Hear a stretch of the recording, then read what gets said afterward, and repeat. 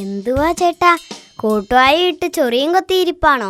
ഏയ് അങ്ങനെയൊന്നും ഇല്ല, ചുമ്മാ ഒരു കൂട്ടുവായി ഇട്ടെന്ന് മാത്രം. ചേട്ടാ, എനിക്കൊരു സംശയമുണ്ടായിരുന്നു. ഹോംവർക്കുമായി ബന്ധപ്പെട്ട സംശയമാ. വീട്ടിൽ അച്ഛനോട് ചോദിച്ചാ പറഞ്ഞു തരില്ലേ? അയ്യോ, ഇത് പ്രാക്ടിക്കൽ ചെയ്യാനുള്ള ഡൗട്ടാ.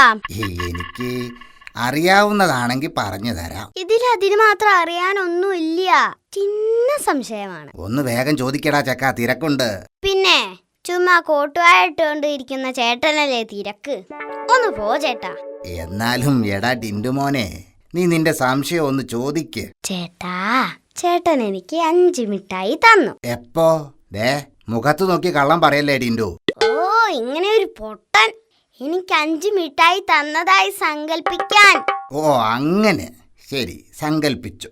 ഞാൻ മോൻ 5 മിഠായി തന്നു. അതിൽ 4 എണ്ണം ഞാൻ കഴിച്ചു. അയ്യോ എപ്പോ? എടോ, സങ്കൽപ്പിക്കാൻ. ഓ ശരി ശരി ശരി, സങ്കൽപ്പിച്ചു. ഞാൻ 5 മിഠായി തന്നു, മോൻ 4 എണ്ണം തിന്നു. ബാക്കി എന്റെ കയ്യിൽ എത്രയുണ്ടാവും?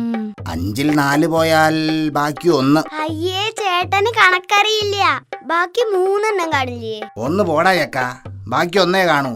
അയ്യോ, ഈ ചേട്ടന് കണക്കറിയില്ല. ബാക്കി 3 എണ്ണം കാണും. ഞാൻ തെളിയിച്ചേ. ശരി തെളിയിക്ക്, അതൊന്ന് അറിഞ്ഞിട്ട് തന്നെ ബാക്കി കാര്യം. ചുമ്മാ തെളിയിച്ചു തരാനൊന്നും പറ്റില്ല, പ്രാക്ടിക്കലായിട്ട് ചെയ്യണം. 5 മിഠായി എടുത്തേ. ദാ മിഠായി.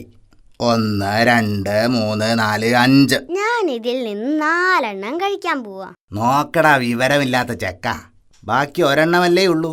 നീയല്ലേ പറഞ്ഞത് 3 എണ്ണം കാണുമെന്ന്.